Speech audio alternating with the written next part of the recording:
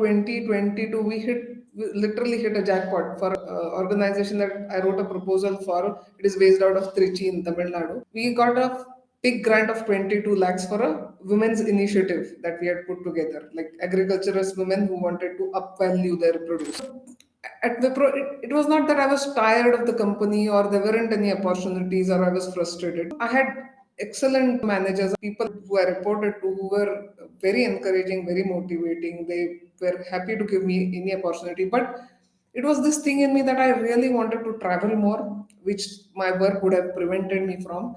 And I wanted to write more because that is more fulfilling for me in that district. Pandemic was on full blown. The women had tomato crop. It was turning ripe and they had to harvest it and send it to the market. But there were no trucks, no transport to take it all to the market. So I said, why don't you upvalue it in the sense that you must have your traditional recipes where you make chutneys, pickles, ketchup, whatever. We did a pilot batch and the entire lot got sold off.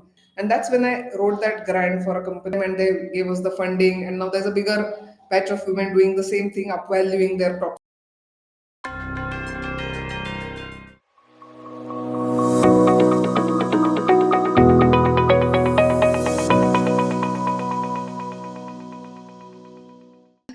Welcome, Nalanda, to the podcast. Thank you. Thank you so much for that. So, Nalanda, for the first question, what is grant writing? Sure. I'm really glad you asked this question because this is not a very well known profession, or the fact that an option like this exists. Not too many people know about it. So I would love to, explain a little more in detail. So typically, because I work in the non-profit sector, I will explain it with that context. And the same context applies to other fields as well. So non-profits typically have to do fundraising because they don't have their own kitty to carry out the work that they want to do or the change they want to bring about or the impact that they want to make. So for this, they do fundraising with corporates, with high net worth individuals, with companies, with foundations. So fundraising is like a bigger umbrella. There are several ways to raise funds. Grant writing is one small piece of that entire pie. So when I say grant writing, it is actually grant proposal writing. The proposal that you present to the funder to tell them what you are intending to do, how you will use the funds that they will give you, what are the kind of funds that you will need, how long will you need them for, and what end result are you going to achieve or show for the work that you're going to do. So to put all of this together in a document in a way that the funder understands and it compels them to help you. That is called writing a proposal. And the person who obviously writes this proposal is a grant writer. Okay. Okay. So, basically, you have a proposal writing cell in most companies, right? Especially in IT and e-learning and these kind of companies. Correct. So, you are part of pre-sales there. Sort of, yes. Okay. I would, Yes. yeah. Okay. So, what is the difference between proposal writing for fundraising for non-profits versus for profit? Because I believe your background also was into for profit earlier before you moved into this, True, right? true. There really is no difference. In both, you're asking for some sort of funding. You're trying to show them how you're going to use the money and how you're going to show impact or what you're going to give them in return. In the non-for-profit, the corporation or the funder who's actually giving out the funds may not be the direct beneficiary of whatever you're doing. There might be some people, there might be the environment, there might be livelihoods, there'll be other things that will be impacted. In a for-profit, the customer is usually looking for something in return. So if I send you a proposal for developing an e-learning course, I will get an e-learning course back for whatever you promised me, whatever specifications, whatever money, etc. So in a non-profit, that probably is the only difference. So for the foundations, the pleasure or the satisfaction that they have been able to make an impact, because foundations or corporations usually lack the expertise to carry out the change that they want to see happen. They want to change people's livelihoods, but I am into producing microchips. How do I change somebody's livelihood? I can't do that. So therefore, I give my money to a non-profit which is specifically doing that kind of work, and therefore get the satisfaction that my money has helped somebody earn their livelihood today. So that is probably the only return that they really get, and obviously show impact. And if they are trying, if they have, vicariously want to live through the work that they are doing, they can do that as well. But that really essentially is the difference. In terms of the technicality, how technical each of the proposals are, that really depends on the domain that you're writing the proposal for. So that probably is the other difference. Other than that, I really don't see too much of a difference. You're basically asking for something and giving something in return. That's interesting because this episode is not just about grant writing, then it's about Yeah. proposal writing also, right? We are covering both the aspects. So, have you been on the side of writing requests for proposals? Yes, I have. As a part of my role in the company I worked for, which was into e-learning, I've written a lot of RFPs. Okay, okay. So, this full spectrum then RFP and proposal writing, grant writing for profit, non-profit True. organizations. True. Great, Yeah. great. So, Nalanda, can you tell us how did your journey into this proposal writing begin? Okay, sure.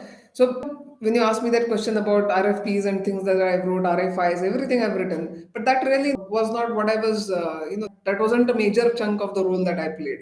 That was just one part of it, and it was not something that I thoroughly enjoyed or looked forward to, very honestly, because there's a template, you fill it up, you put in all the statistics, you put all the measurements in, you promise them things, you put down the sum of money, and you send it. In the non-profit sector, it really is not like that. Every proposal has to be custom made, because what you're talking about, what you're dealing with, what impact you're trying to do is entirely different. So my journey really, there was a big gap in when I left e-learning and when I started doing this.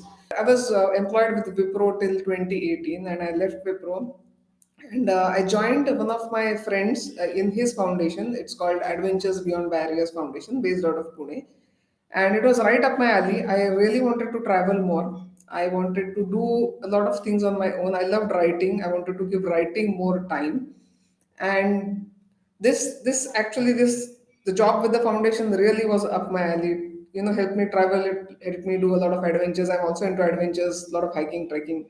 So this was absolutely the best thing for me. So I joined him, and as a part of my role as the CEO of the organization, I started writing proposals. Obviously, my friend guide, he's the founder, so he guided me in how to put it together. The adventure part of it, how we will deliver the adventure part of it, that was up entirely my thing. But how we put together proposal for non-profit, how to make that case, for saying that people with and without disability, we can go out together, have adventures and have fun. So that period for me was a period of learning. And the pandemic hit. We ran out of funds. There was no going out. All of us were stuck at home. So we did the next best thing. We distributed rations among persons with disability, both in Pune and in a place near Mumbai. But even after that, again, nothing, because we still couldn't go out, and funding for this type of activity completely dried up. So the organization was really, in that point, was running without funds, and they had to let me go because they couldn't continue paying me. So, and I was again sitting at home doing nothing. I said, okay, we'll do this on an assignment basis. Whenever you have work, let me know, we'll do something. And then what I started doing was, because I had realized that this proposal writing was something that I was getting better and better at, I said, let me offer this service to other non-profits who I know lack this skill entirely among their staff, generally, and see what happens. So I started offering this service. I said, I'll just voluntarily do it, forget doing it for money. Let me just start offering it, because I was no good. I can't charge money for learning on their dime. So I said, I'll do it voluntarily.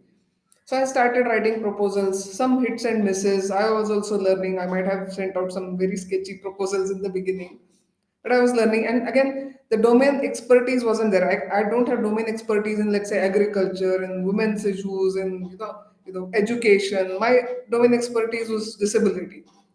So I got to learn about different domains. And subject matter expertise was with the non-profits. They can very well tell me about projects, they can tell me about how they are planning, and I could put together proposals. And I had my set share of hits and misses.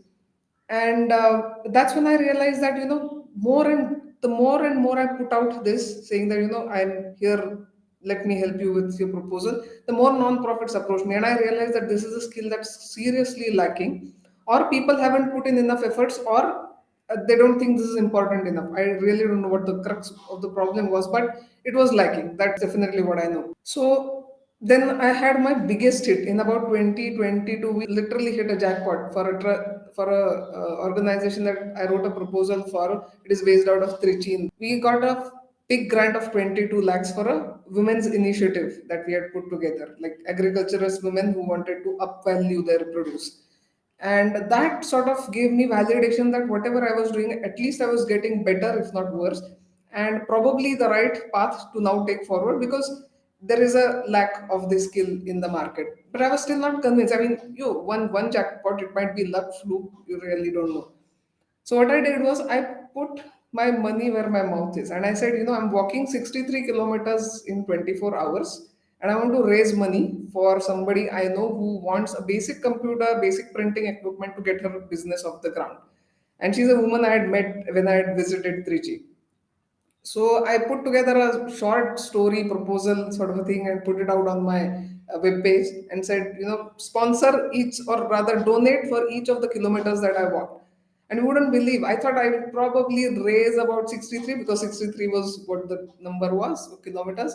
But I raised about a lakh and a half, a lakh and 25 almost.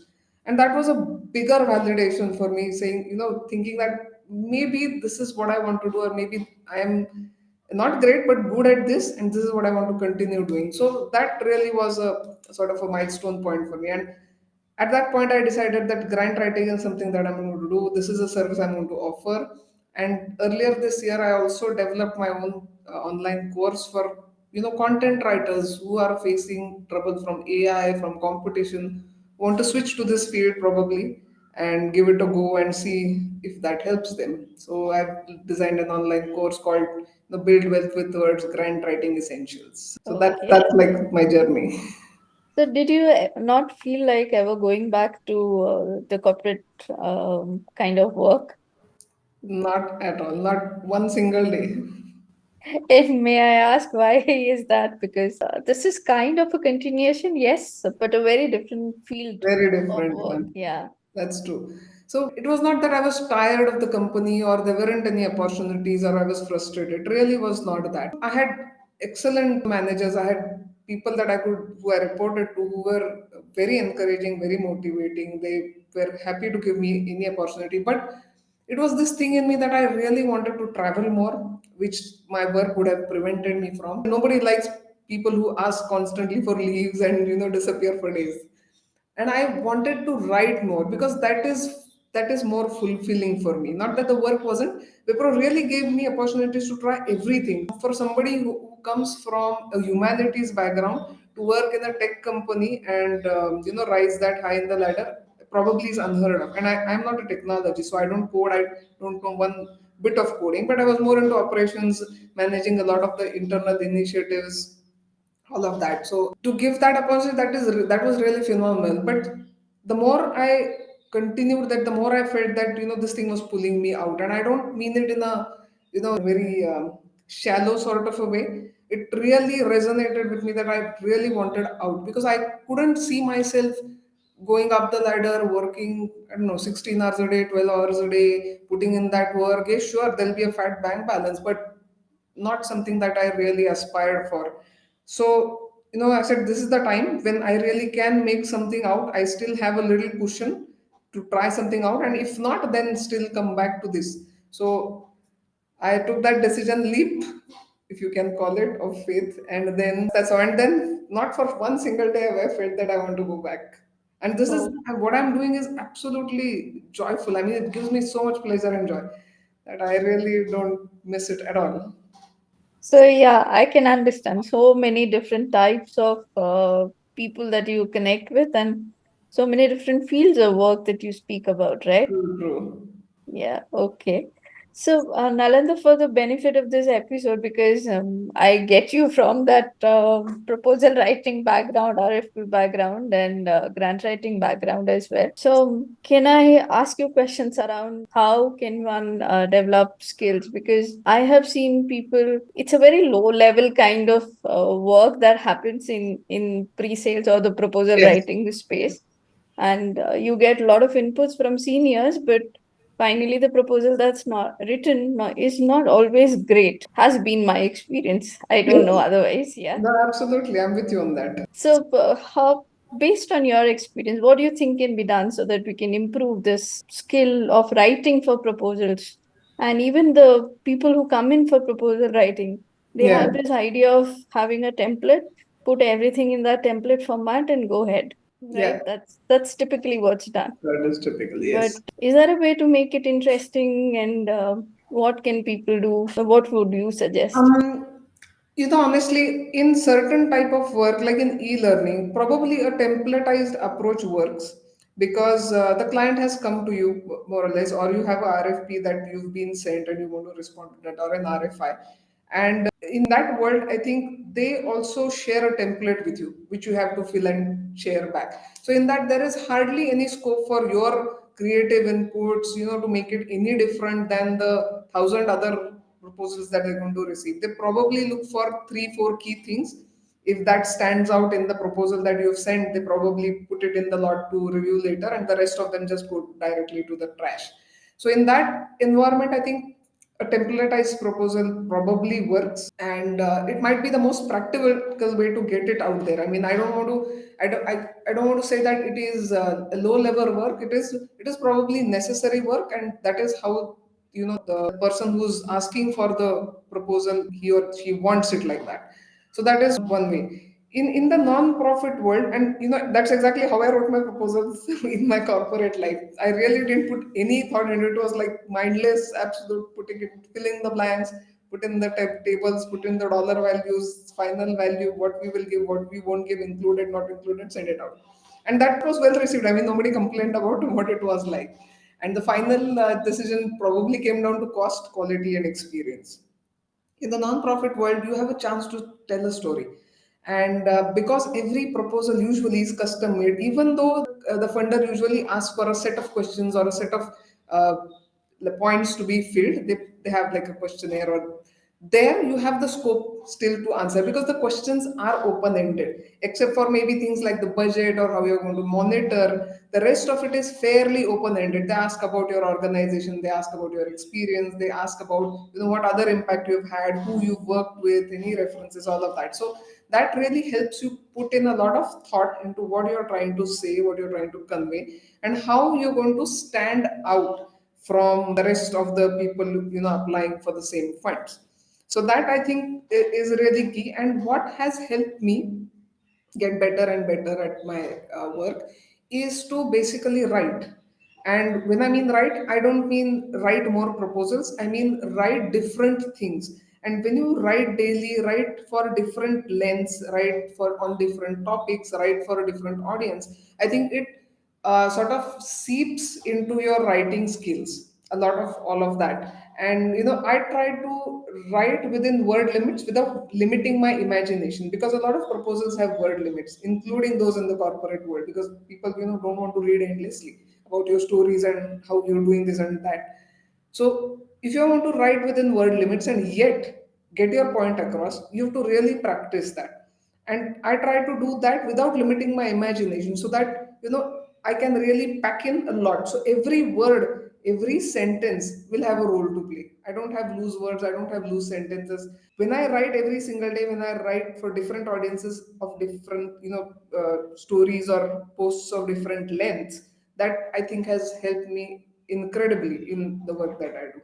So that will be my advice to anybody who wants to start out. Just write. That's a very good advice, actually, because my experience when I said low level work, what I meant was primarily people focus on just getting things from here, there, and just plugging it in. So even within the content, even though it's templatized, there has to be some flow in the content. Yes. Like when somebody is reading, it has to be coherent.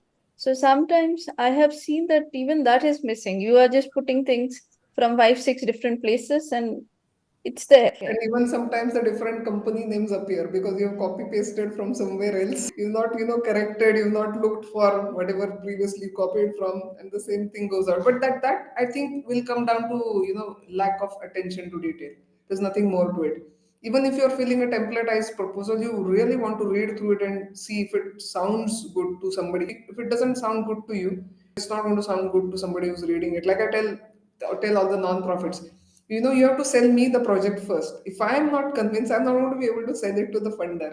So sell me the project so that I can sell it ahead to the funder. Okay.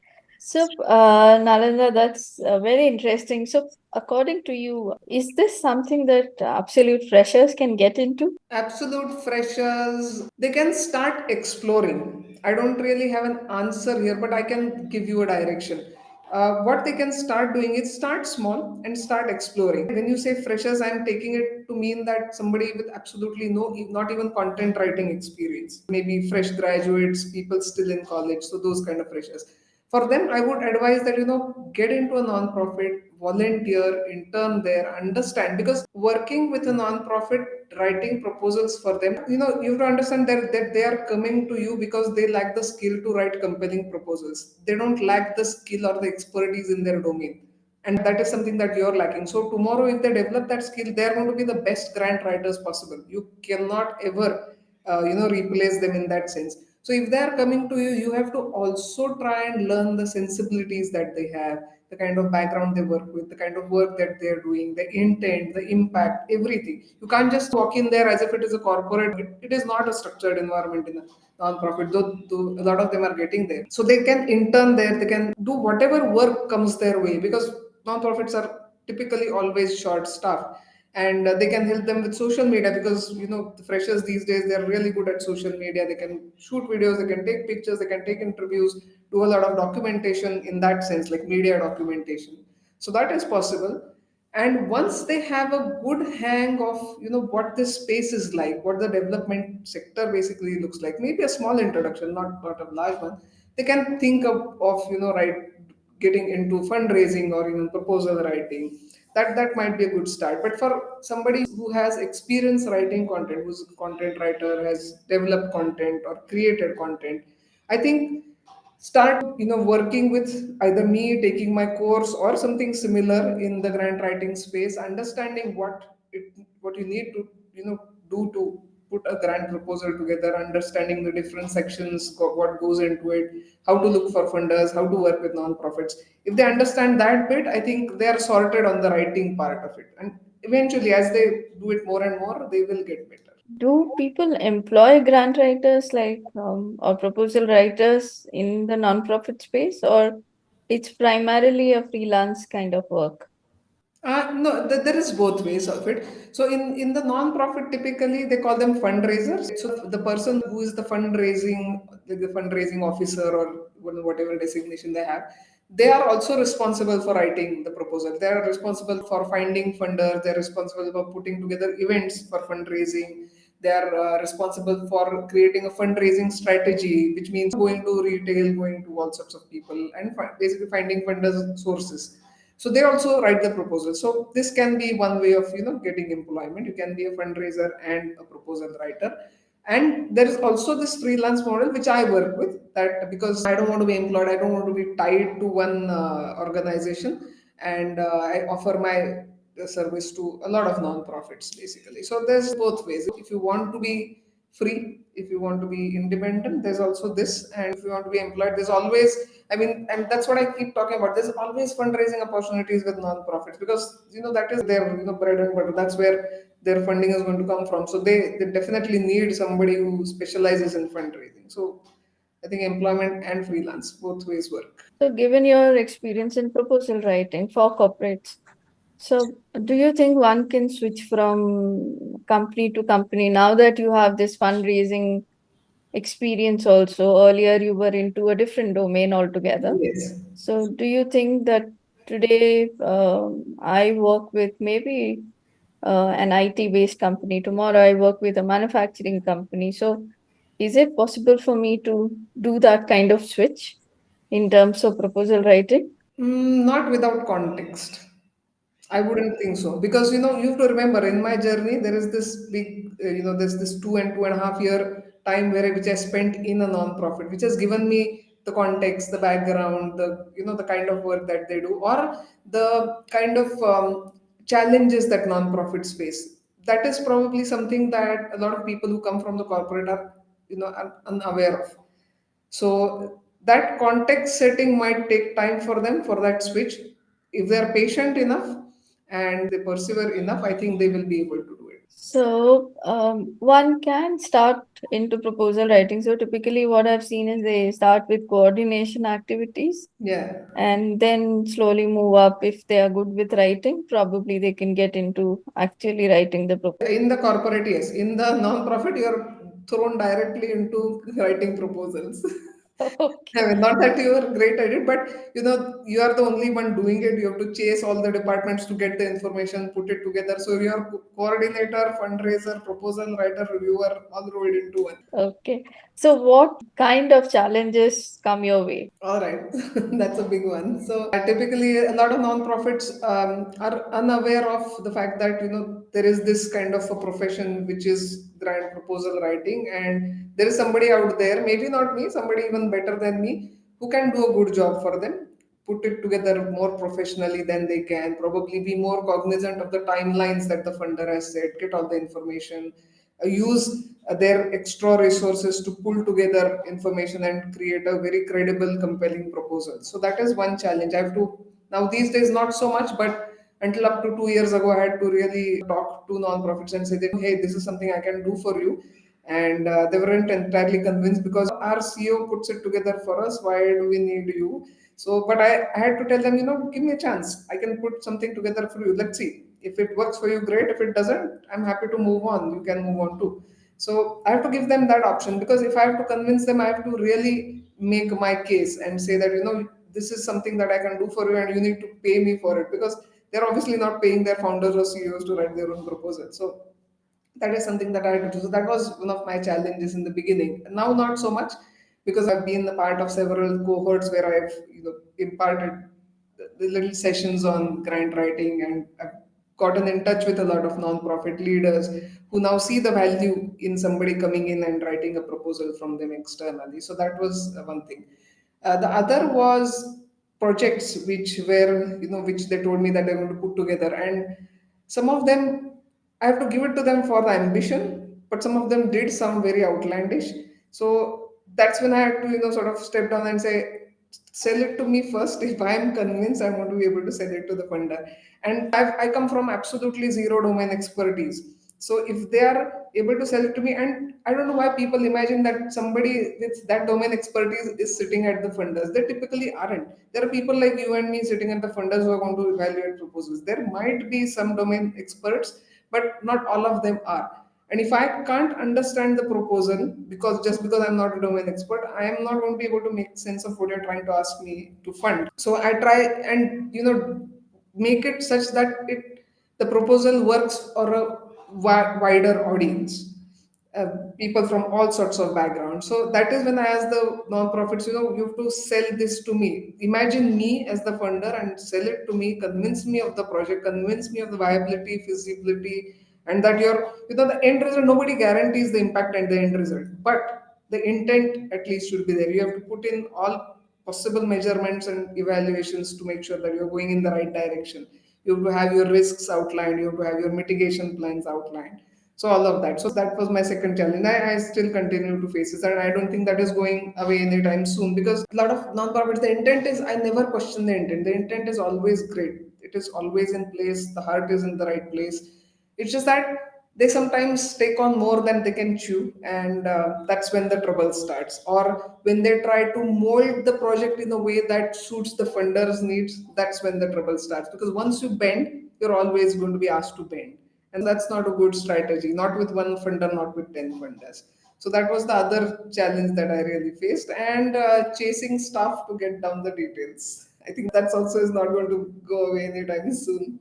But part of my profession. So there you go. Was it easier in corporate side than in the non-profit side? Yeah, definitely. I was the boss, right? So I could say I want this done, and it usually got done. So it was easier. No, so when you were not the boss, when there was somebody else, maybe your boss, okay. No, but But I you were see. still running the proposals or working on the proposals. So then was it easier to coordinate in the corporate side versus when you compare it with non-profits? Yes, it was, because a lot of information existed in the first place. For non-profits, besides the transactional details like your mandatory, what your name is, your social media handles, your address, and all those last year's financial data, all the mandatory compliances. Besides that, the rest of it is something that you have to custom write always. In the for profit, a lot of information exists. Your metrics for how you're going to price the project, how you're going to deliver, what will it contain. A lot of that inclusions, exclusions, all of that is fairly standardized. So you really don't have to chase too many people unless you're designing a absolute custom solution. There wasn't too much custom solution that we were giving. We were giving a version of a different solution. We had provided another customer. So if it's just a version, then little tweaks you could get the job done. So I could absolutely write proposals single-handedly. I didn't need too much input. Maybe some inputs from the graphics guys, some inputs from the coding guys. I was an instructional designer myself, so that bit I didn't need inputs on, and I could go. And I can only talk about e-learning. I've never written proposals in the IT sector. Not my expertise. Okay. So, Nalanda, we spoke about challenges, right?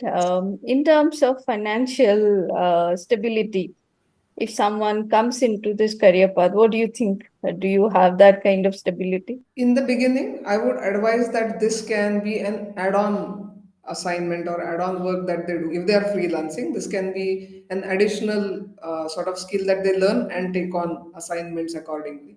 But eventually, yes, it can turn into a full-time profession, just like it has for me. And I have taken 3 years to reach this point where I can say that, proposal writing or writing for non-profits is basically now my mainstay, and that is where I earn my bread and butter. And what I can also say is that I not don't only write proposals. I do a lot of report writing, the compliance reports that nonprofits need to send out either to the funder, to anybody else who's funding them. Those also I write because I'm closest to the project. I know the inside, outside, and if I get the data from the team, if I get what's happening on ground, pictures, documentation, media, everything. I can put together a report that goes out to the funder, telling them what's happening, what the progress is like, what we are looking forward to next. So that's what I do. I also put together concept notes, cover letters. So any sort of writing that the non-profits need, probably everything except for social media posts. Those I'm not very good at maybe for the non-profits at least. So I avoid that. But other than that, whatever writing that they need, I get it done. Simply the two reasons I do that. One is that gives me better context about the work that they do, and if there's a proposal writing opportunity that comes up, I come in prepared. And two, it is also a good way to practice my writing skills for different formats for different audiences. So that is how I do it. And people who learn grant writing can also do all of this. Just doing being a grant writer or that label shouldn't really stop you from doing other kind of writing for the non-profit. In fact, I would encourage everybody to offer like a set of services to anybody who comes to them. Nalanda, can you tell us if maybe a couple of non-profits that you have worked with, something that has really caught your interest? Sure. So the first jackpot that we won, I told you about the 22 lakh grant that we got for this non-profit is called Voice Trust. It is based out of Trichy in Tamil Nadu. It was not a very unique problem, but we came up with a sort of a solution that seemed unique at that point of time. So the women farmers in that area, the non-profit works in a block of like a 40. I think the administrative unit there is called a block. So they have 40 blocks that they work within in that district. And the pandemic was on full blown. The women had, the tomato crop had come up. It was turning ripe and they had to harvest it and send it to the market. But there were no trucks, no transport to take it all to the market, and the crop would have been completely destroyed if it was not going to be used. They were very unhappy. Not They didn't know what to do with that entire tomato. I mean, they consume within the family, give it to the neighbors, but the neighbors are also planting tomatoes, so everybody has tomatoes. So what to do? So then we said, what could we do? I mean, what solution could we come with? We couldn't, take that crop and sell it in the market. That's not our expertise. Neither could we transport it because transport was anyway shut down. So I said, why don't you upvalue it in the sense that you must have your traditional recipes where you make chutneys, pickles, whatnot with tomatoes because you've been growing this crop for decades and you know what to do with it. You can make ketchup, I don't know, jam, whatever. and it hit them. It was like almost, this is not a unique solution. Everybody upvalues their crop. But when I told them, they were like, oh wow, we could do something like this. Why didn't it strike us? I don't know where that came from, but that's what they did. And we did a pilot batch. First, we said, let's do our own pilot batch. Let's see if this works. And they put together their own little group of 5 women. They took the tomatoes, we bought them vessels, the stoves, the canning equipment, everything we got them. And they made pickles and ketchup out of it, the tomato crop that they had. And the village, I mean, they kept it in little tea kiosks around, and the entire lot got sold off.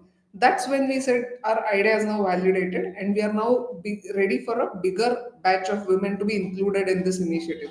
And that's when I wrote that grant for a company called Alstom, and it went out to them, and they gave us the funding, and now there's a bigger batch of women doing the same thing, upvaluing their crop. So for example, if for 1 kilo of tomatoes, I don't know what the rate was then, but if they got maybe, let's say, 10 rupees for 1 kg of tomatoes that they sold, now for every jar of ketchup or jam or whatever pickle that they sold, they got more money than they would have imagined.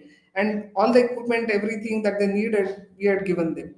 And that is exactly what worked for us with Alstom. We told them, we have helped ourselves before we asked you to help us. And here is the validation. And they said, this is what has clicked. And that is when I say, you need to custom write your proposals. This is what comes in, because when not every time you will have a validation like this, but this time we had a story saying that we have done this, we have helped ourselves, now we are asking you to help to make this bigger, to make it scalable, to make it sustainable. That's what appealed to the funder that time. And they came back to us, gave that fund, and it all went well. Now there's like a bigger initiative that they've put together.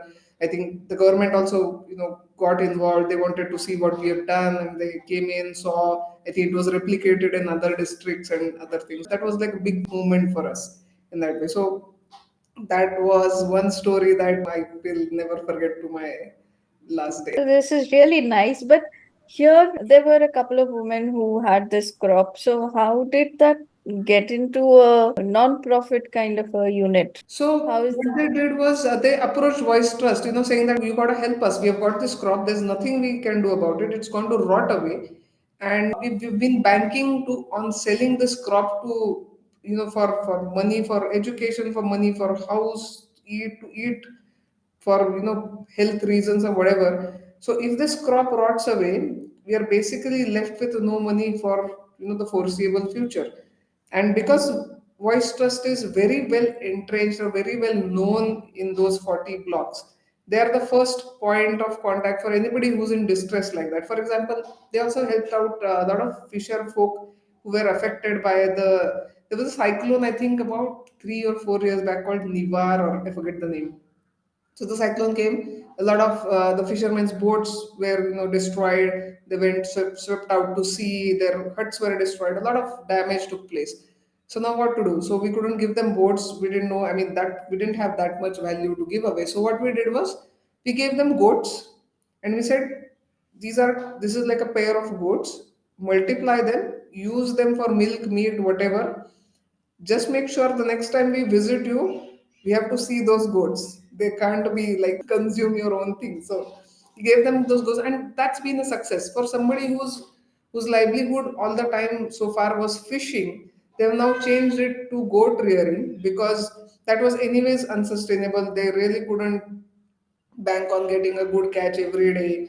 They were living, hand to mouth existence sort of. But the goats were more sustainable solution, more sustainable livelihood for them. So the goat, the thing that the fact that we gave them goats really turned around. So Voice Trust in that way, or a lot of non-profits in India actually work very closely with the community. So anybody who has a problem, whether the non-profit can or cannot solve them, they really come up to them and say, this is the problem. If the non-profit can't solve them, then they probably refer them to somebody else. I really don't know what happens, but if they are very well connected with the community, they always are the first point of recall contact. This is really interesting. I can understand why you wanted to never go back. Yes. Truly. So here you have a problem, you think about the solution, and then I actually present that solution to for funding. Yes, Okay. yes. Yeah, that's really nice. So you feel a lot of satisfaction end of the day, right?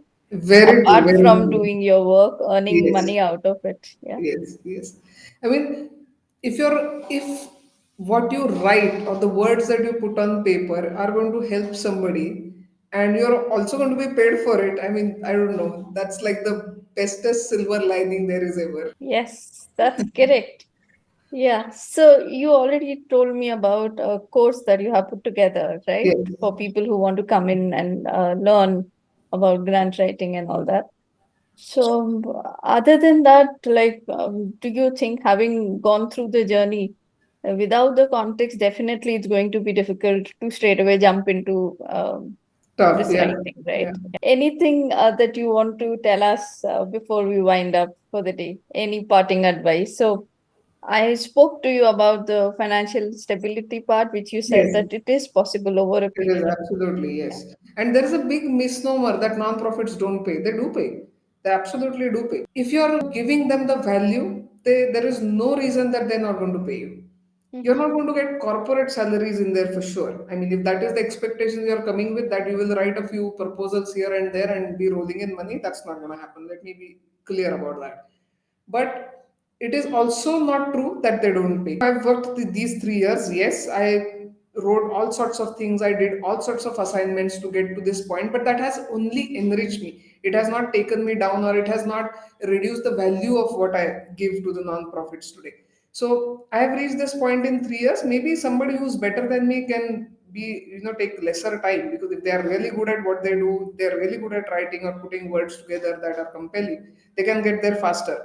But it is absolutely possible to make a living out of writing. And this is probably not the only way to make a living. As I said, proposal writing is one, all sorts of writing for non-profits is the other way. What I also do is I got approached by a few for-profit companies saying that want to put together proposals and they're either for the government or for private bodies. And I said, I don't have a context of what you do. They said, we'll provide the context, but we need somebody to put together a coherent proposal. We are absolutely bad at language skills. We want somebody to do good writing, and AI is really not cutting it for us. I mean, they can always turn to AI, isn't it? AI can always replace me, but in the grant writing context, I think AI lags behind quite a lot. Content writers can be very easily replaced. AI is getting better and better. In the grant writing space, the context matters quite a bit. AI doesn't have that context, and it changes from region to region. In a country like India, oh, it changes every 40 kilometers. So if that is going to change, AI is going to find it hard to catch up to that context and produce proposals which probably I could write or somebody who is a grant writing professional could write otherwise. So, having said that, if content writers are afraid of AI, this is one field they can definitely come to. Spend some time in, be patient about the opportunities that you have. Do all sorts of assignment, get the context, do your learning, pay your dues before you start getting things back. And definitely non-profits will pay. These days, non-profits are also moving to more structured formats. The leadership in the non-profit sector, the people who I speak with almost one every week, are more aware, more intentional, more driven by impact. Just like in a startup, they're also looking, to give back in a different way. Startups are providing maybe commercial services. These guys are providing impact-driven services for the betterment of world, society, people, environment, animals, trees, whatever. So that is what, but they're absolutely sure about what they want to do. Maybe they don't have all the solutions yet, just like a startup would not have, or they haven't figured everything out yet. But they're absolutely courageous people, and I give it to them.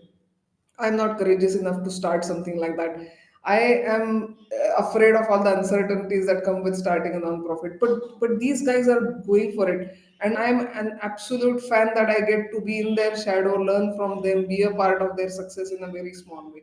So in that sense, I think the non-profits that are coming up today, the leadership that I'm seeing today, it's absolutely phenomenal, very motivating, very inspirational.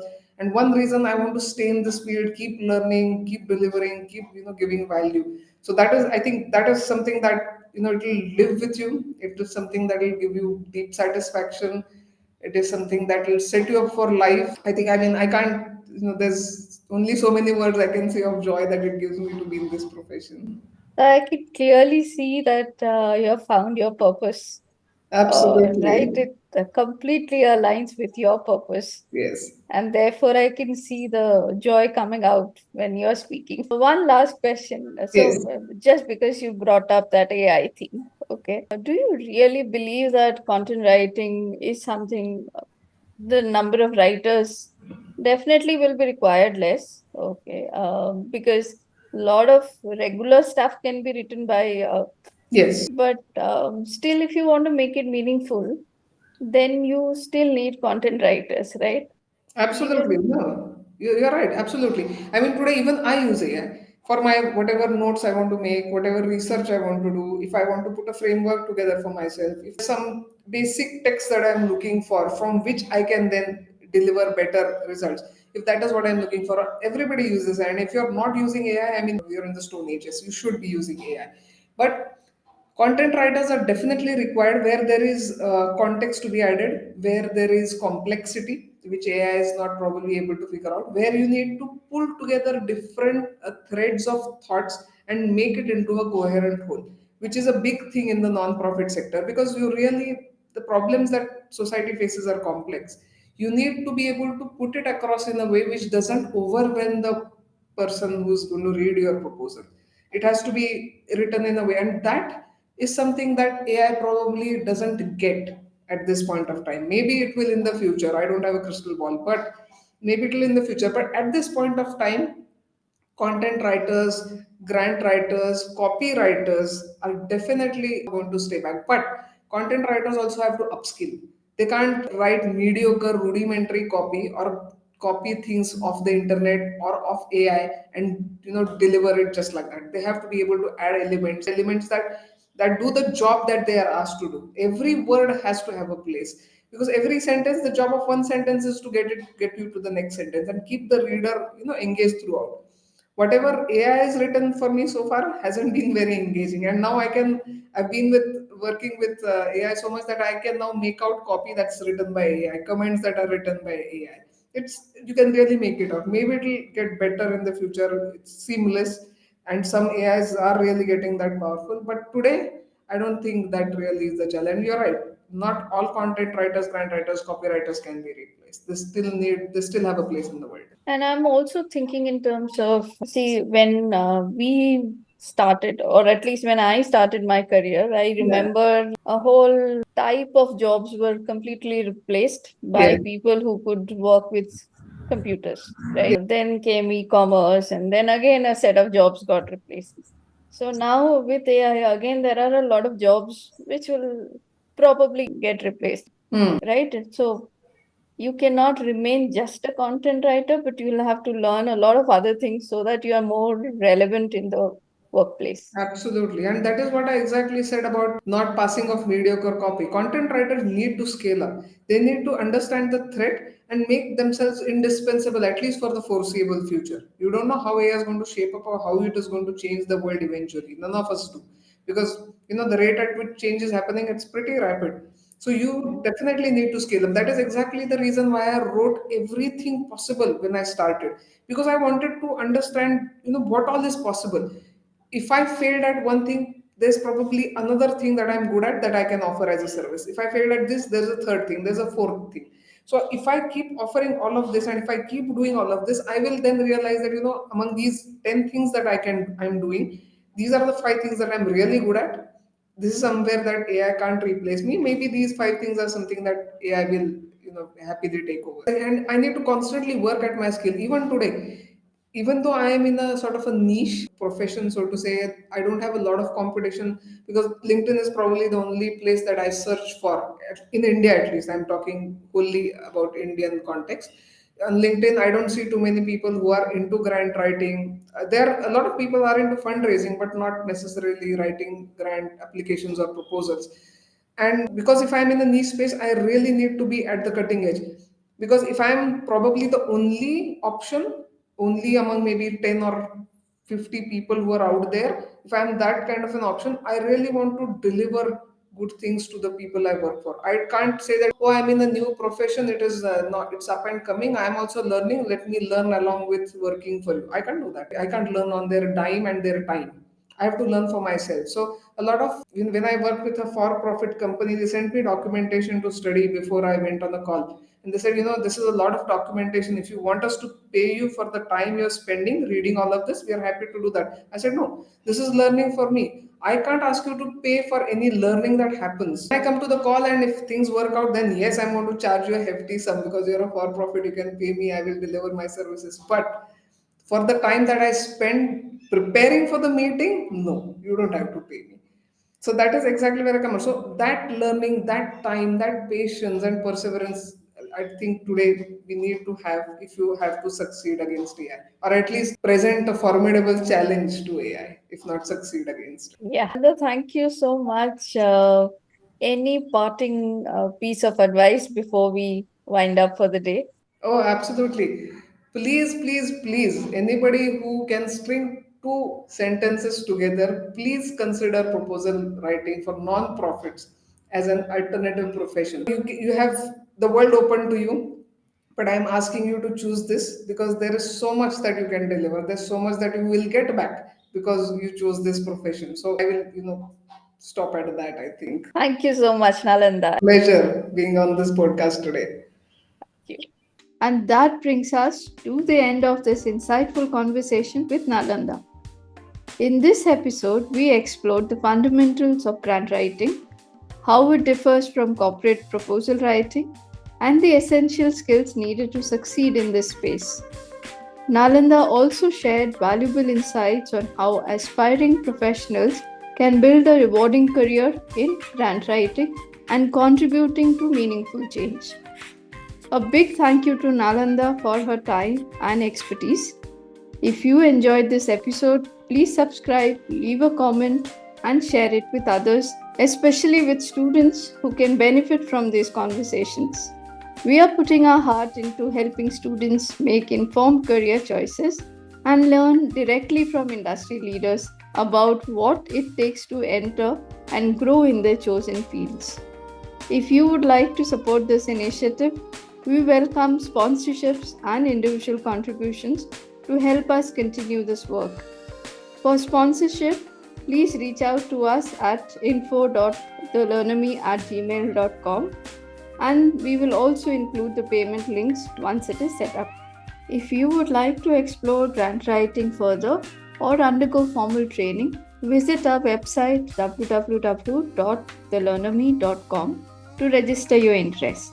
We will reach out with details on how you can get started on this rewarding career path. Thank you for listening, and until next time, keep learning and crafting your career.